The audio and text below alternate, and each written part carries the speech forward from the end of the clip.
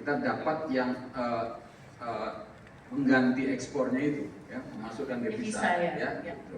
Pertanian apa lain-lain itu kayak seperti itu. Maka peluang kita ya bangkitkan kembali industri, tapi industrialisasi yang tentu diperluas, termasuk yang pasar dalam dan mengekspor, ya.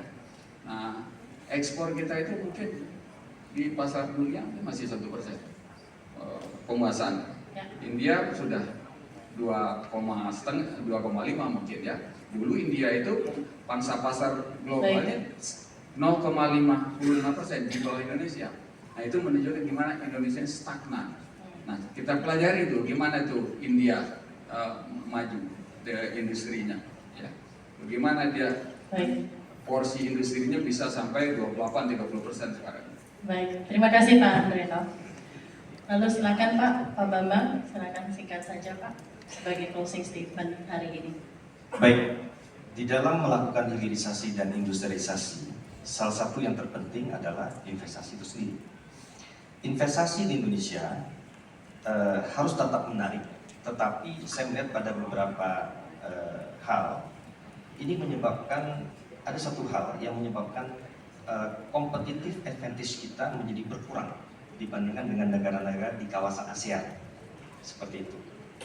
Dalam pengamatan saya yang saya lakukan, saya melihat bahwa ada kebijakan pemerintah yang justru membuat competitive advantage itu menjadi berkurang, yaitu misalkan adanya kebijakan fiskal pengenaan PPN kepada barang-barang intermediate yang menyebabkan barang-barang yang kita miliki raw materialnya ketika diproses setelah menjadi barang tahap pertama, ya, apakah itu timah menjadi ingot, apakah itu kemudian nikel menjadi ferronikel atau NPI dan sebagainya, atau mungkin barang-barang lainnya, ketika dia akan diproses lanjutan kepada industri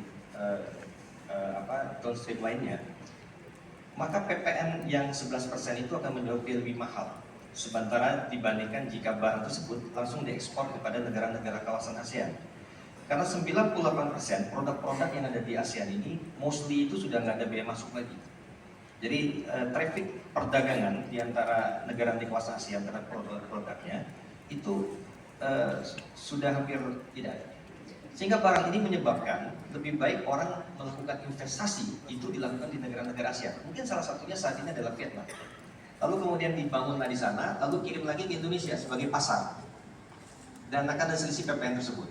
Nah, saya pikir kita perlu berbesar hati untuk kembali melakukan evaluasi terhadap beberapa kebijakan-kebijakan dari pemerintah yang malah justru sebetulnya menghambat dan mengurangi kompetitif advantage kita di dalam bagaimana memancing investasi untuk mendukung adanya hilirisasi dan industrialisasi. Luar biasa. Sebagai penutup dari acara diskusi pertama di mana ini, kita berikan tepuk tangan dan apresiasi kepada narasumber kita. Izin Pak, ini adalah sesi pertama yang membuahkan banyak pikiran bersama dan tentunya untuk agar buah pikiran ini bisa menjadi action plan yang bisa dilakukan bersama-sama oleh pemerintah, BUMN, swasta, dan kita sebagai bangsa Indonesia bersama-sama kolektif